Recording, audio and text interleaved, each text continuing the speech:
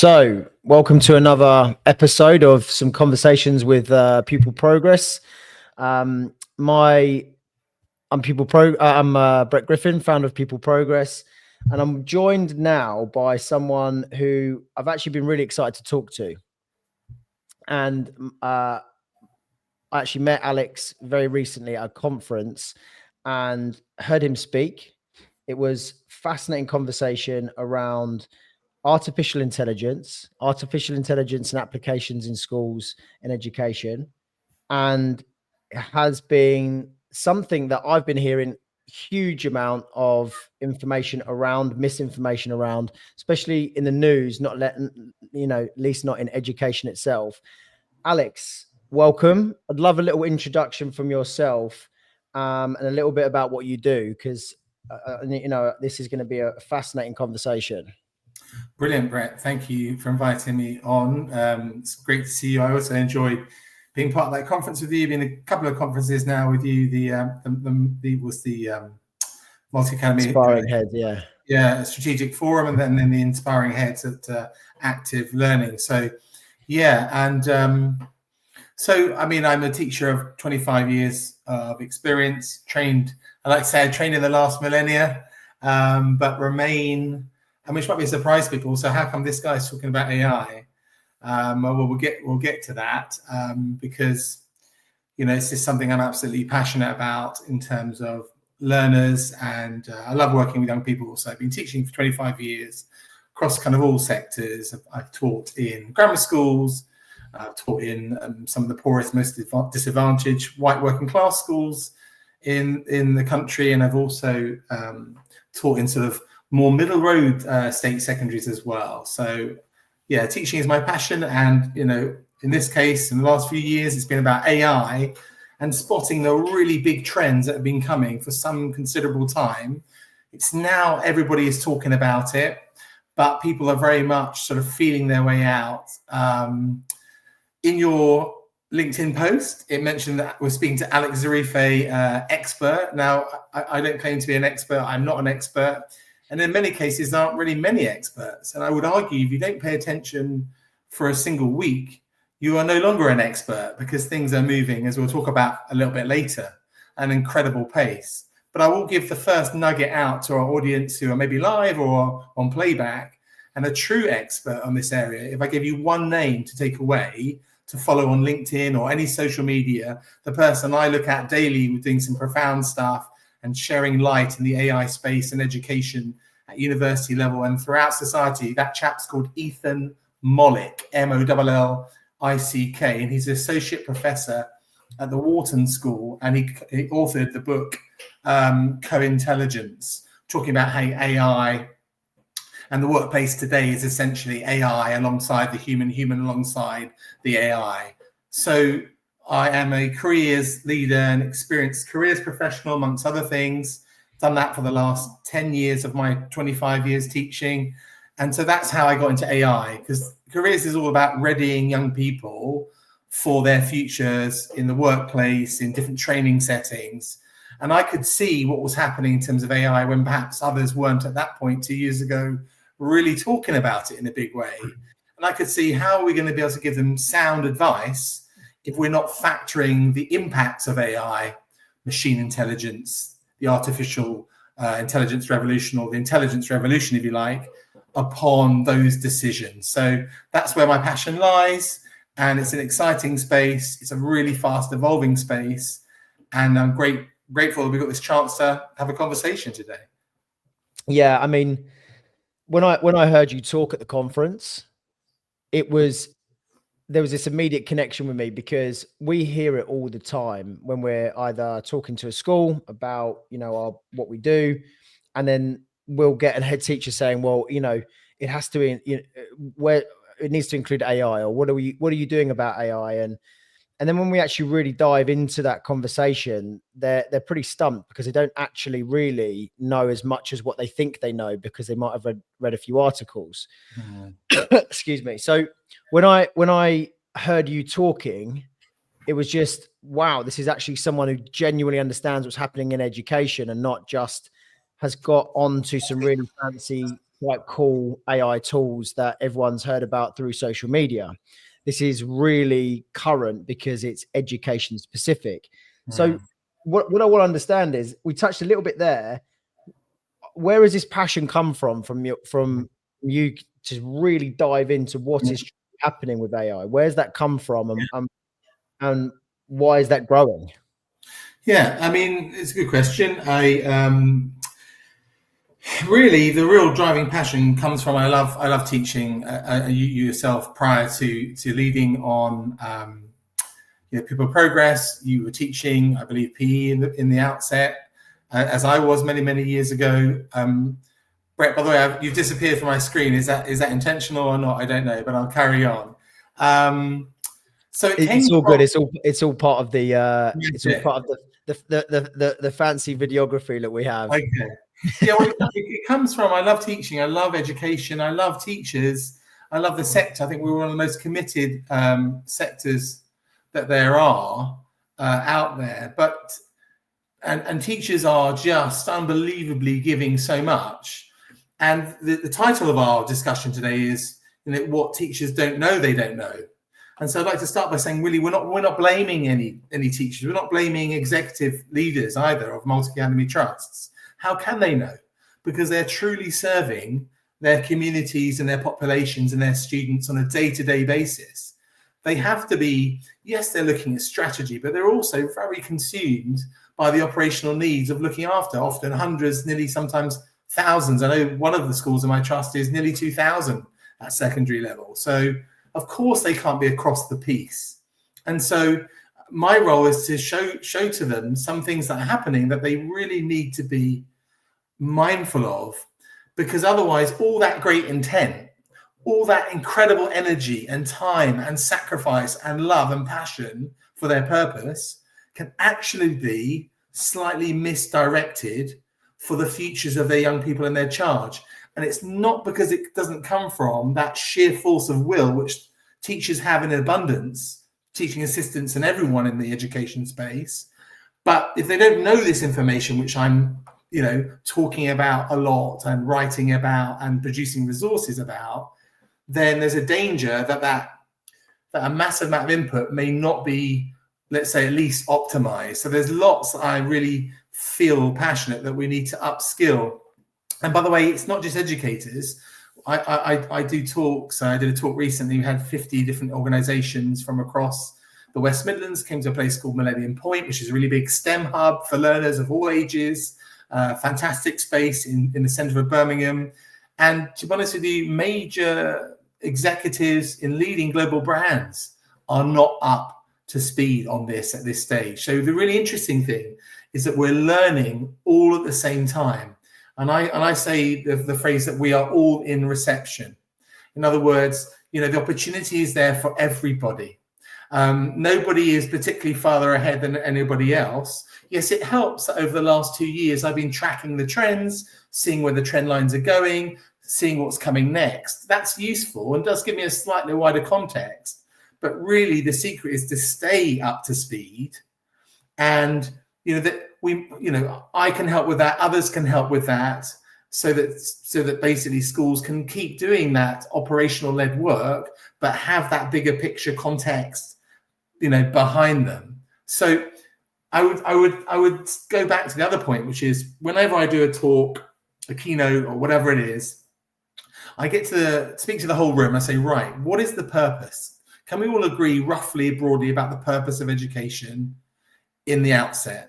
And if we can agree that the purpose of school is to equip young people with skills and knowledge to navigate the world that they're going to enter as, young adults, and hopefully to equip them some degree of agency over their future, whether they're being entrepreneurial like you are, or whether they are trying to get into the corporate world, or whether they are maybe going into an explicit sector, whatever it is, we want them to have the ability to have promising and fulfilled futures. Now, if that's true, if we can agree that's the role of schools, we really need to think carefully about what we're doing, why we're doing it, who we're doing it for, and how are we doing it. And I would argue from 25 years of teaching experience And unlike others who've progressed to similar levels in education, I've never left the classroom. I still now, though, do a multi-academy trust wide role. I still do 1 day a week teaching youngsters from Key Stage 3 through to A-level. Within the humanities space, I teach politics A-level and history and all the other humanities down below. And I believe, and this is a sector-wide issue, there is an obsession with the memory test. I call it the preparing for the damn test. And so I'm part of a school improvement team, and we look at other trusts. What are they doing? How's their data looking? And we can see, right, we need to close the gap on that group. That trust is doing better. And the obsession is with the numbers.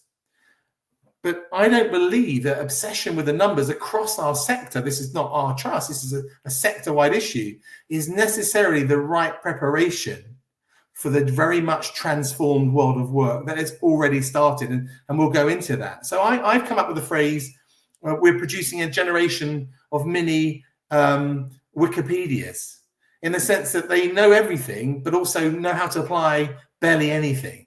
And my daughter's in year 11 right now. She's got 4 different kids. They're all different. They're not all goody two shoes, but this one is a goody two shoes. She works incredibly hard. The issue is to try and stopping her.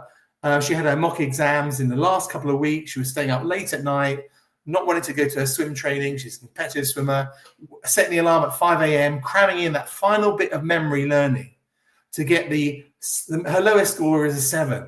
She's at 7 to 9 throughout, but she doesn't know anything, Brett. She knows how to pass the test, but she doesn't know anything, and none of the skills that she learns. And by the way, she's at a school which she's seen as one of the, I did a piece you might have seen LinkedIn recently called Best Schools, because at this time of year we get the league tables out, right? Who are the best schools?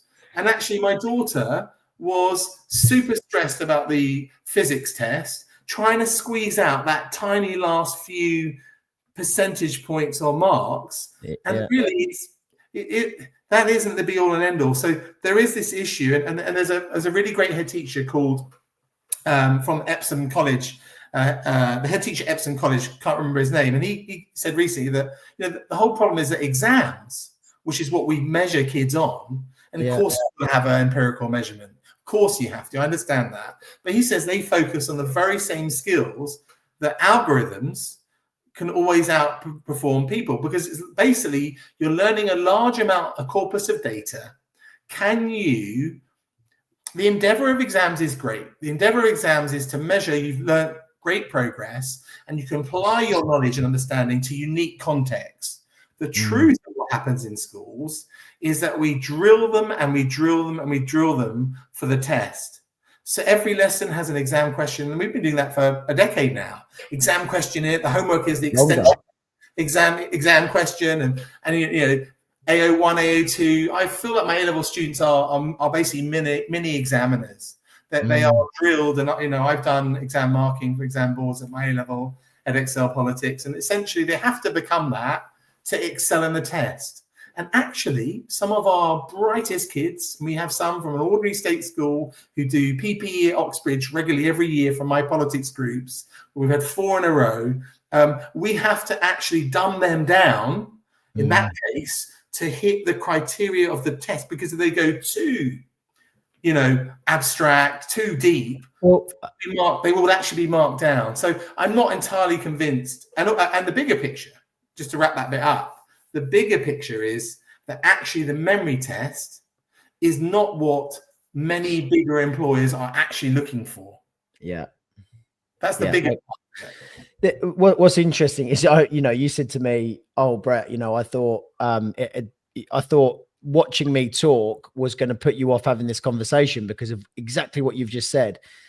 But the irony is you had to go because you had another commitment. And in my talk, I was basically saying, I completely agree. And we are promoting, we aren't actually really, truly preparing. Now, what we do is we stand by the fact that we are trying to help them prepare for something they have to do, which is the full exam, right? That's something we can't influence. Do I think they should be sitting this exam process? Absolutely not.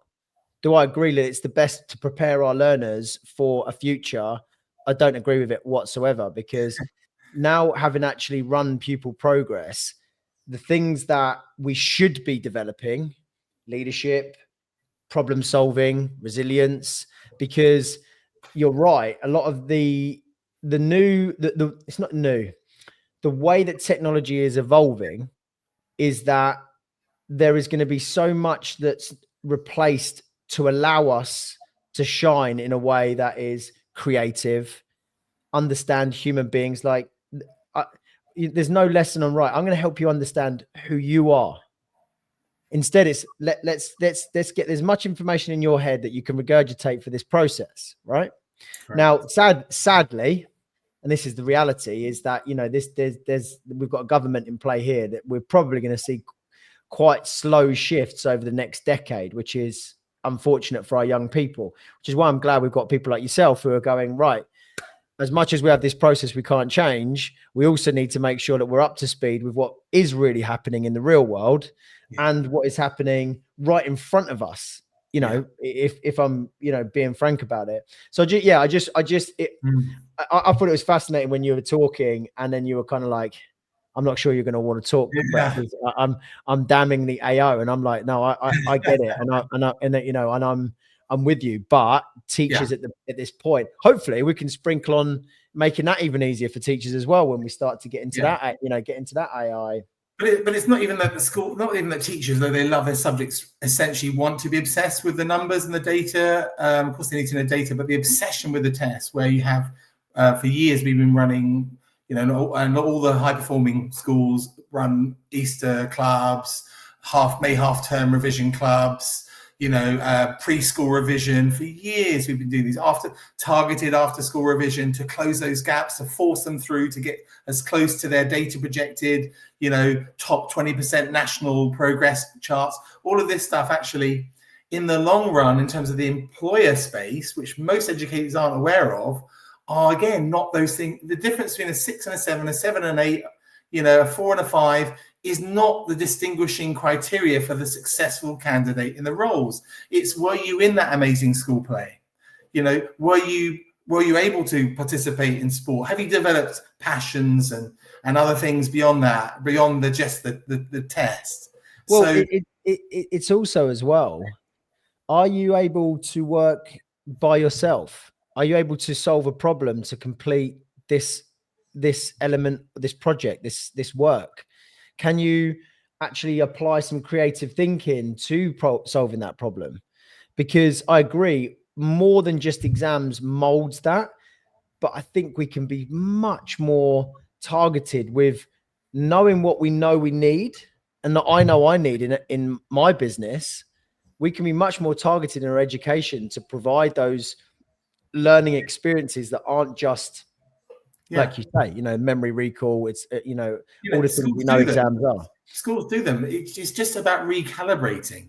My big call is recalibrating from what we, you know, an over dominance of driving towards those test scores, to allowing schools to be doing those other wider things that build the wider holistic whole. They all happen, but they've been squeezed. I mean, even the data from the West Midlands Combined Authority demonstrates that enrichment activities in the West Midlands have really collapsed in recent years, because all the extra time that teachers used to give for those kind of things are committed, of course, to just the test. And again, I go back to my daughter, Amelie, who, you know, is amazing at passing the test, but she literally doesn't understand what she's doing it, why she's doing it, the application of it. It's crazy in many cases. I wonder whether we could move on to talking about, you know, the things that teachers maybe don't know about AI, in terms of like, what's the current capabilities of AI? And that will maybe perhaps give a bit more emphasis to this, to why I'm calling for a slight recalibration in the balance between driving towards the essential test scores and actually the wider holistic whole of the individual, which is slightly tipped in the wrong way, in my view, due to the incentive pressures that obviously come down from DFE, et cetera, et cetera. Would that be a good place to go next, Brett? Yeah, I mean, most definitely. We've obviously made some kind of discussion notes, really curious to understand those capabilities that AI have in the education sector. If we can dive into that, because that's part of teachers and leaders understanding, well, what is it that we're either missing out on, or we're not prepared for, or we need to get skilled on. So something around that would be phenomenal. Yeah, I'd love to jump into that. So let's talk about, before, what schools are doing with AI, which I can talk about a bit later. Let's talk about what is AI capable of, because people really don't know. People at the stage, largely, unless you're a leader in a multi-academy trust that's like the digital lead, or someone like me, you basically have had a play with a few tools. You've generated a few images, a few videos. You've tweaked a couple of emails using something, ChatGPT or something similar, a Gemini, whatever. And that was really the limit of what you've done. Seen a few news stories. That's essentially where people are, because people, again, are tremendously operationally overwhelmed in the sector. But I've got a list of some of the points to show. Wow, and when I show this to people, they just don't know that. Even very experienced careers professionals, including careers advisors who are level 6 trained to be able to give careers advice, don't know the capabilities of artificial intelligence. So let's start with F-16. So you think about F-16, going through the RAF and how rigorous that, it is as a learning route. It's really tough to become a fighter pilot, right? In that. Well, F-16s, between September and December of 2023, they did a test between fighter pilots in the United States versus the F-16, which was using live algorithmic data for real-time decision-making in the air. They did 21 test flights. So this is over a year ago. And the US Air Forces, the Secretary of the US Air Force is called Frank Kendall, pointed out that the AI won routinely, basically every time, with orders of magnitude faster decision-making, which leads to transformational capability improvements. And he said, look, we can't get around it. The reality we have to face is, in fighter jets in the future, if a human being is in the loop, you will lose. So we've got already happening over a year ago, F-16s being flown fully autonomously at higher capabilities due to G-force tolerance and the split decisions, the sort of magnitude of decision making. Rather than humans on tenths of the second, they're doing, micro elements of a second. And that makes all the difference in the theater of war and combat. Let's move on to healthcare. So ophthalmologists, looking at our eyes. Back in April of 2024, ChatGPT 4, which is an old model, exhibited favorable performance compared to fully qualified ophthalmologists in diagnosing eye conditions. No wonder, because what large language models, they're now called multimodal models, because they're not just about text at all. As you know, they take an image, including live image now with us. They're able to consume and trawl through the data at incredible speed and incredible volume. So it's not a surprise that they're going to be brilliant at medical diagnosis. Cancer, for example, kills a lot of people in the UK. We've all been affected by cancer. And, the Harvard Medical School came out with a new model a couple of months ago called Chief.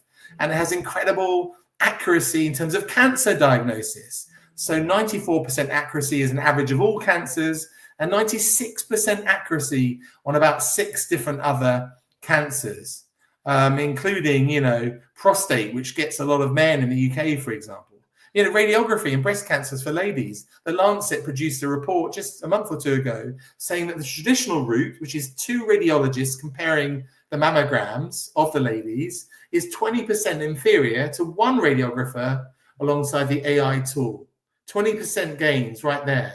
So what does that do if you aspire to be a radiographer, for example? What about just being a GP? We can't get GPs, right? My daughter has she's that swimmer. She injured herself. She needs an MRI scan. Just to get the GP to give you a referral to get a waiting list for the MRI scan, you phone up on the dot, 8 o'clock, waiting day after day after day, right? We all have this experience in the UK right now.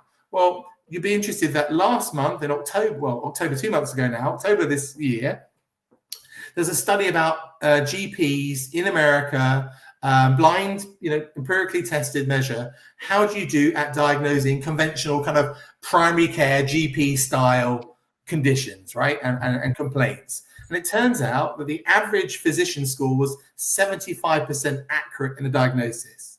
Now, when they used the AI tool, it was marginally better because the doctor did not accept that maybe this tool could be better. When the tool was used on its own in this blind study of the same conditions with the same patients, on its own, it scored 98% diagnostic accuracy. So transformatory in terms of healthcare. So that's one of the really big wins. But back in terms of careers, in terms of preparedness, we'll move on. Let's talk about consultancy. The big PwCs and all those big firms that go and help other businesses improve their businesses. Well, this was back in 2023. People using ChatGPT in the Boston Consulting Group, which is a management consultancy. They did a blind test, same number of people, same tasks, those using the tools alongside themselves, and the other group just by themselves. The ones using the AI tools in management consultancy completed 12% more tasks, 25% faster, with 40% increases in quality. Let's talk about coding. Coding is, underpins everything. Just 5 years ago, the UK government was saying STEM, STEM, STEM, coding, coding, coding. The language you to learn alongside an MFL is coding. And everything was driving into that. Even this summer, there have been events getting kids into coding. Well, at the moment, there's a new tool that's come out which costs $500 a month by Devin, which can do about sort of 60% of basic coding, capabilities. They wouldn't be charging £500 a month. People would not buy it because it's not able to do those kind of coding tasks. That price point came out just in the last week, by the way. And so it turns out that with a big study of 5,000 software engineers with Accenture and Microsoft, those who use one of the coding tools, there's many. This one, when the study was called GitHub Copilot, their productivity increased by 26% over the coders in those organizations who are just using their own knowledge. It does a lot of the work up front with the subtle editing and tweaking later on. Let's look at a study that came out just a month ago within science and searching for new materials. Scientists who used the AI tool over the ones who didn't discovered 44% new scientific materials, patented 39% more of those materials, and of the patented materials, they exhibited superior qualities if they worked in conjunction with those AI tools. But what's really interesting is that 82% of the scientists, these are postgraduate, postdocs, super clever people, 82% said they experience a drop in their well-being because AI impacts your self-esteem if you realize, oh my goodness, all those years of postdoctorate study, all those years of becoming an RAF pilot, all those years of becoming a consultant, these tools can outperform me. It's a really challenging task and thought process. And so, they didn't like it. And then separate to that, you've got writing tools. I've been published in some journals in the past, and, it can outperform my writing easily. Music tools can create, you might say slightly generic, but actually really quite impressive tracks. Text to video is now becoming incredible, with Tyler Perry last year cancelling his $90 million investment in a new production company. This is a movie and TV producer in the US because he saw Sora, which has just come out, as you know, a few days ago. And you've now got Video 2 coming out from Google just yesterday, which is already outperforming Sora, which only came out 3 or 4 days ago. You've got, text to image, of course. And with the O1 model, you've now got thinking capabilities in your pocket. So the O1 model, which is now £200 a month to access, which leads into equity issues that we should talk about in a minute. There is PhD level problem solving on chemistry, biology, physics in that tool in your pocket right now. And so a piece of research done by the Institute for Public Policy in March of this year, it's a great document, concluded that AI is transforming work already and confirmed that the world of work, the game of work has changed and it is urgent we prepare now. That was the conclusion of the authors. And therefore, what I'm saying is, if work is changing, the skills of work changing, then education needs to change alongside it. The last few points on this topic is that this is where my passion comes from, is that we're doing everything to help Johnny, who's had a really difficult start in the morning, get to that level 4. And, you know, we're pushing them and cajoling them and incentivizing them and all the rest of it. But these are the students who will be left behind the most if we don't adapt and change. And all the leading thinkers in this space, in the AI labs, or, you know, the best researchers in the world, are acknowledging, even Sakir Starmer, our Prime Minister, before he became Prime Minister, acknowledged that this AI revolution will lead to new left behinds. I call them permanent left behinds. And do you know what's sad about it? It isn't the kids who are already engaged who will be left behind and become NEETs or permanent NEETs. It's going to be the kids who are already at the bottom of the pile that we're just obsessing with, get from that 3 to that 4, as opposed to actually showing them the skills they need in the rapidly changing world of work. And what else? It's not just the DA kids or the kids on bursary or free school meals or Pupil Premium. It's actually also females. Because what happens with females is that they take a block of time out of work. So the gender pay gap links to the fact that, you know, women will have, if they're having children, if they're going to have a family, they lose a period of time when men who are in work are able to continue getting those promotions, right? And when they often return to work, when their kids are young, like my wife did, you know, you might come back part-time initially after your first pregnancy. And guess what? And those part-time roles that they might temporarily need until they return to the full workforce are also the easy back office roles that are more easily automated as well. So this is going to affect disadvantaged people more, women more, and also the global south, right? What's happening in the UK at the moment? What's happening in America? People are concerned about migration, right? In terms of big numbers, I think 1 million people arrived last year. Now, the numbers of people wanting to come from the global south, who right now do loads of the back office jobs that we don't do in the West, that we farm out, whether it's call center work or data processing medics. You know, in Chicago, until recently, Chicago, the medics, you know, they transcribe into their audio recorders. Overnight, they go to sleep. Indian graduates type them up. The notes are back the next morning in Chicago. And that's been a reciprocal win-win relationship between the global south and the global north. All those global south roles, there's millions of them, are going to be gone. And they're going to want to come to a more prosperous Europe. So there's all these levels if we don't get this right. And so we can't drift into feeling our way like the blind leading the blind. We can't wait for government to be agile.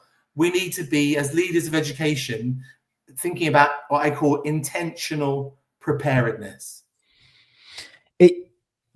I mean, first of all, I can understand and hear your passion in why you do what you do. What's fascinating, and this is myself including in this, what I'm about to say, is just how psychologically unprepared we are, as well as unprepared from a knowledge point of view. So the fact that you're talking about planes that are not just, you know, Airbuses, fastest moving objects on the planet that are operating now without pilots, and we're worried about a driverless car, which I've seen 2 or 3 of them. I went out to LA last year and actually seen them driving around the Bay Area and actually around. Now, what's really mind-blowing to comprehend is just how much the world is going to change over the next decade. For example, I've had this conversation with my daughter. You know, we were driving to the airport recently. She's managed to get away, and I was saying to her, your children are potentially going to be listening to you talking about how one day you were allowed to drive. You could go far. You could decide how fast you went. You could, because once the data starts coming out about how many accidents there's been with driverless cars and how many people have been killed as a result of driverless cars, it's going to be mandated pretty sharply, because we've done as much as we can to make cars safe. The only thing that is making cars unsafe is the drivers behind them. Distractions, tiredness, confusion on the road. Well, those numbers are going to plummet by the thousands of percentages to improve human existence. That's what's mind blowing about it, right? And we get our kids. I mean, the Waymo one we did with our primary school kids about a month ago. We showed them that data in terms of safety data being better. Of course, the problem with that is that even if the safety data is significantly better, humans have a different reaction to a car that plows into humans as opposed to a human who's actually hungover still. They'll condemn that person, but they kind of get it a bit more. There's actually a lower tolerance for robots doing that, whether it's Waymo or whether it's Tesla's, self-driving robot. But absolutely, you're right, and that's coming, and that's a really good example of disruption, which is coming in a very big way. And the other thing you're talking about is speed of change. You're right, and that's why what most schools are doing about AI is saying, how can we improve the test score? What tools can we use that will enhance learning for the test score? Now, we, of course, do that because, as you said, it's still an essential must. But what we do in Futures Readiness is look at that wider discussion points. So getting kids to talk about, would you get into a Waymo? Why would you not? What are your concerns? What are you supportive of? And it's fascinating to get the kids and hearing. We get them to do their voice notes at primary school level about those type of issues every 2 weeks with our Futures Readiness resources. And it's just about having that headspace to engage in the wider AI revolution and the wider societal impacts, not narrowly thinking about how does AI help us just improve the damn test score. Well, there's something I want to say just before we do get on to, because we covered a little bit about the speed of change and then what's expected next, which is great. And also it'd be great to try and touch on some of the tools that might be available. But if I need to get you back on, no problem, because this stuff's fascinating. The thing I was going to say is because cars, it's quite futuristic. I'm going to give an example that I heard very recently on a podcast. We all wake up in the morning, right? And we'll go to our to-do list, or we'll go through our emails, and that's like a 25-minute exercise. And then we might create some to-dos from that email list, and then we're going to get on with certain tasks. Trying to get people to actually comprehend what AI is going to do, not only just from this mechanical or job point of view, like robots and cars driving themselves. Is AI capable now of actually reading your emails, replying to the emails that you don't need to reply to because they're quite simple transactional emails, taking the actions from those emails, creating a to-do, and then not only just creating the to-do, actually getting on with some of those to-do tasks, and then leaving you with the only things that you are able to address because of your ability to problem solve or creatively think. And that's what people are struggling to understand. Well, okay, it does a few things a bit faster. No, it's transforming the word efficiency. Yeah. And that's the thing that it's difficult because I don't like to get all animated and scaremonger, because that's not what we're trying to do. Oh, no. It's trying to connect people with, well, I have to-do lists and I have things that, well, that's no longer a thing, right? So, I just, before we did get on to what's next, I don't know if you've got any thoughts on that very too. much to what is next. So you're spot on. You've got a good feel for what you're saying is right. But let me before we do that, Brett, would you mind coming back on, because I find I get really massive. I get a massive picture of myself. I don't like that. All good. I did the same. So I did the same recently. I was just like, it freaked me out. I was just like, I'm better looking at you than myself, and your nice Christmas tree in the background. So on speed of change, this is the problem. Humans are unbelievably agile creatures. Incredible. We adapt to almost anything. Look at the COVID situation. We adapted as best we could. Yes, it was problematic, but we adapt. The problem in this case, and you said it before, is how much change is going to be in the next decade. And the consensus is a century's worth of change in 10 years. And I'll give you a couple of great quotes, right? So this is a guy called Mark Matheo. He's the senior VP at Salesforce for strategic transformation.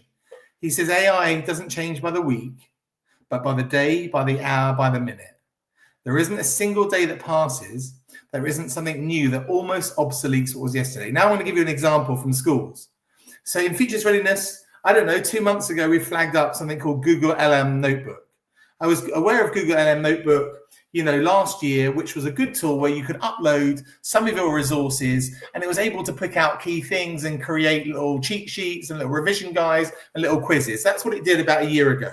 And then about 3 months ago, about 2.5 months ago, it came up with this new functionality where you still upload your PDFs under Google Notebook LM, but it now turns those PDFs of like what I've done with the kids already, so they're already familiar with the tool, and turns it into a 10-minute podcast, a two-way podcast. So the kids, the young people, can consolidate the knowledge that you've done or introduce a new topic as a way of introducing and hear an audio podcast on the very resources that you've worked through in class, right? So that was a really game changer. And there's others now that do that.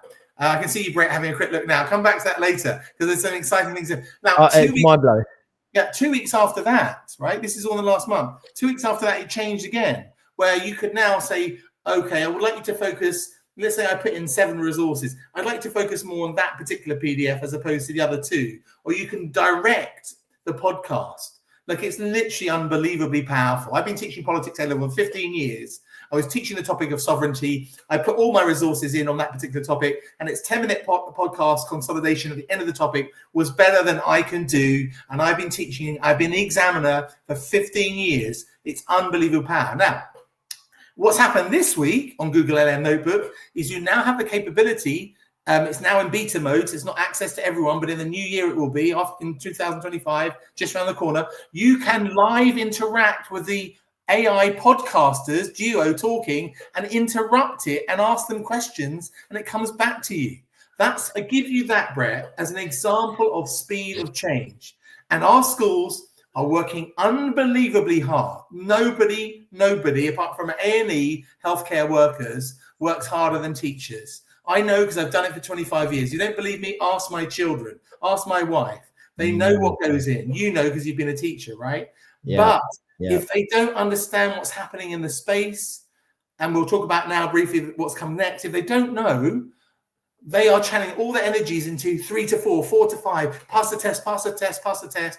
And as I've shown you, my daughter who's passing the test still knows nothing. And she's much more work ready because she's in a swim team and coaches the little kiddies to be resilient after their goggles fell off after the diving board. And they're crying. That's a much more emotional human intelligence impact than her nervous and anxiety through the roof because she wanted an 8 and not a 7. It's madness. Honestly, it's literally insane. But it's not that teachers aren't exceptional. They really, truly are. Many of us don't have to choose education. We do because we want to. We love working with young people. I'm just talking about recalibrating what we're doing with young people because of AI. And it's a great thing. It means we don't have to be quite as obsessed with the test, and we can be more interested in the wider holistics. So may I move on, because I know time is short. Yeah. What are you going on to what's next? Because what I'm going to try and do actually here, I've got a screen next to me, and what I might do is actually share. And when you actually do talk, I mean, if you're happy, if you're talking about some things, I can actually just bring them up, because I'm looking at this Think Smarter notebook. I'm not showing tools now. I'm now going to talk about because the tools people can play with, and as I mentioned, the tools change from week to week. So what I want to show teachers who don't know what's happening is what's happening to AI. So at the moment you use these tools to enhance learning or to be more creative. For example, will.i.am is not, as opposed to Tyler Perry, isn't opposed to AI tools in music. He finds it as a creative, as an extra co-collaborator that gives him extra capacity to produce more incredible music, new starting points, new extension points. So that he'll see it very differently. So we will debate issues like that in Futures Readiness, for example. But what's coming, what you need to know, what teachers need to know, is increasingly autonomous AI agents. Mustafa Suleyman, he's the CEO of Microsoft AI. He calls it our second brain. If we go to, for example, Demis Hassabis, who's in charge of Google's AI program, he just became knighted and he won the Nobel Prize a few weeks ago. He talks about full digital assistants within 2 years that see everything we do, every email that we write, knows all our preferences, and is a true co-collaborator, a full digital personal assistant alongside you. Now, there's and this is where you'll be saying, and what I normally do is, because we're compacted on time, is say to everyone, just relax. You're going to feel when you hear what you've not been able to pay attention to, a lot of cognitive dissonance and pushback and human flight or fight mode, panic response. But let me tell you what's coming. I mean, Geoffrey Hinton is the godfather of AI. He also won the Nobel Prize 3 weeks ago. And he said, unfortunately, there's nothing we can presently do as humans that won't in the next 10 years, in terms of intelligence work, not practical carpentry work or electrical work or plumbing work, but intelligent work, which guess what? Our system of education drives majority of kids in. Yes, we do T-levels. Yes, we do different apprenticeship routes, but predominantly it's an educational Victorian memory test route. Just is going to be, those skills are going to be the ones that go. So look at Anton Koronek. He's a professor of economics at the University of Virginia, and he wrote back in December for the International Monetary Fund. He said it's highly plausible that within the next 10 years, machines can literally do every cognitive intelligence task that we can do. The CEO of Klarna, which is buy now, pay back over the next installments, interest-free, we'll all be using it at Christmas because we want to give our kids a great time. He said this very week, I am of the opinion that AI can already do all the jobs that we as humans do. It's simply a case now of deployment. So the world of work is changing. And let's just put this in context, Brett. Year 7s today will complete a post-18 training course, whether it's a degree or a degree apprenticeship, in 10 years' time. So you understand? The kids that are in year 7 right now, I saw some yesterday, they're coming into the world of work entirely transformed that teachers don't even know about. And the next thing is, what about our reception kids? Because my beautiful trust works with little kids from reception all the way through to the A-levels. What about them? Well, they come out in 17 years' time. We really need to change. And I'm not here to push my resources, but we have put in the notes a little bit of an example of a primary resource from this week and a secondary resource this week. We're not obsessed. And by the way, we do use AI tools like everyone else to find out how to improve learning, but we also do that wider picture. And I don't know whether I can share what the aims are of future readiness, or is that we've not got time for that? Oh, no, absolutely. I mean, part of what the very purpose of what we're doing here is connecting with people that you can take action with. So it's about saying, this is useful on its own. Anyone watching this is going to go, wow, like, okay, this has sharpened my senses around this.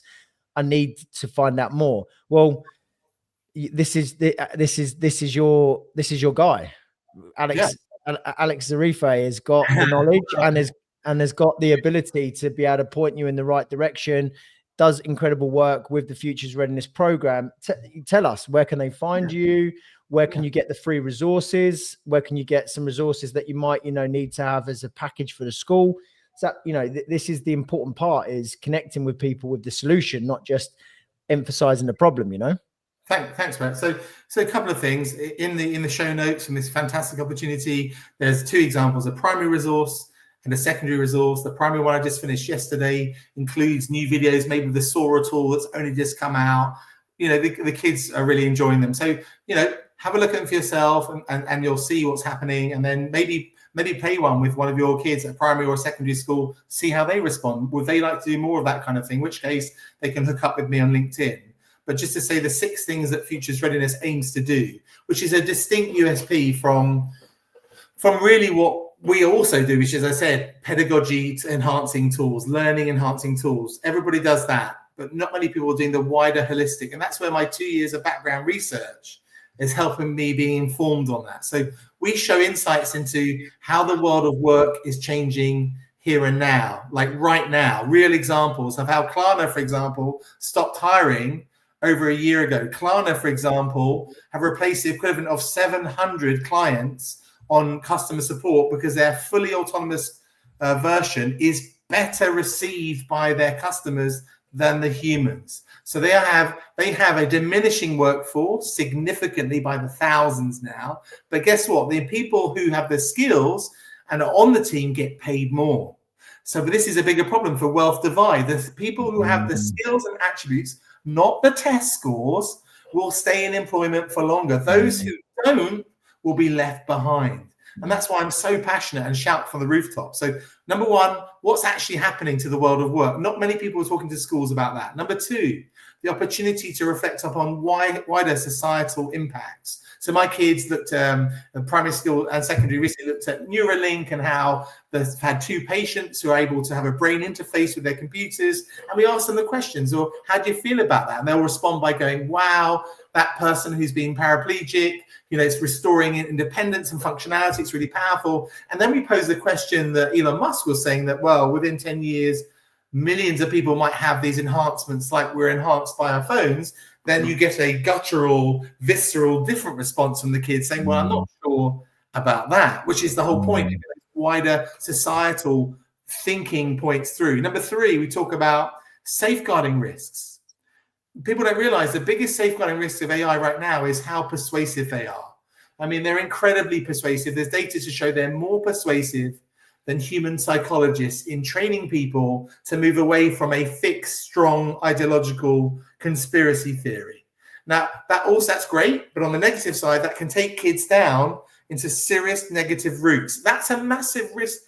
Even if schools only want to do the test, if they're not safeguarding their kids, they won't be able to do the test. I'm hoping they're thinking beyond the test, but if they're not, that's a massive issue. We highlight both the existing safeguarding risks that are magnified and novel risks as well. So even last year, we showed full digital avatars of me. This is over a year ago in 4K quality to show you can't trust anything you see. The open source version of capturing voice of any human in the world came out 3 months ago. And I can now capture any voice of any human being from 10 seconds. So we say to the kids, right, so you have to be resilient. You have to dig into how you find the sources, what they're saying, and you can trust nothing at face value. Don't even trust this conversation. Dig into those pieces of research and find out if what I'm saying is true or not. We also talk about it brings the national curriculum to life because, recently we talked about the climate emergency and how AI, the demand for the energy of the superclusters, which are expanding exponentially, demand great amounts of energy. On the one side, that's bad for the climate. You're going to have to drill more now. You're going to have mini nuclear microplants now. But in the long run, if that solves the problem of nuclear fission and fusion, whatever it is, for free energy, there may be long term. So we get the kids always to debate these issues, and also encourages the kids to think about their personal development in terms of upskilling themselves. For me, you talked about skills earlier. A lot of them I liked on our sort of future readiness wheel where we get the kids to be tracking is, adaptability, upskilling themselves constantly for the sake of perma change, the resilience that requires. And ultimately, we've talked a lot about AI, but our number one skill is human intelligence. And, I'm grateful for my trust, the Alpha Cherry Learning Partnership, because they've given me a role.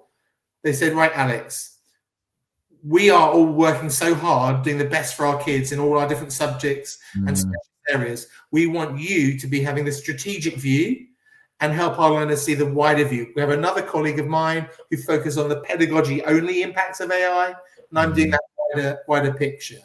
And so my challenge to leaders is we need to be ourselves resilient. We need ourselves to be critically thinking about what we're asked to do in terms of maximizing data versus what really is the best thing for our young people. And I think it requires courageous leadership.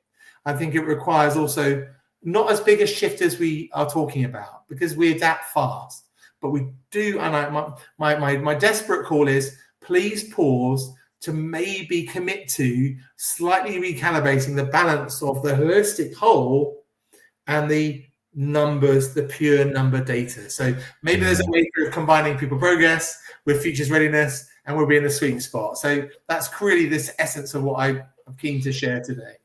Yeah, I echo what you've said, and what it's in my beliefs as well. So I solved the GCSE problem when I was younger by going through the process, and then I actually when I was required to think creatively and problem solve and maybe try and find some resilience, there's lots of ways in which our education system is failing people. For example, I was diagnosed with dyslexia at 34 doing my master's.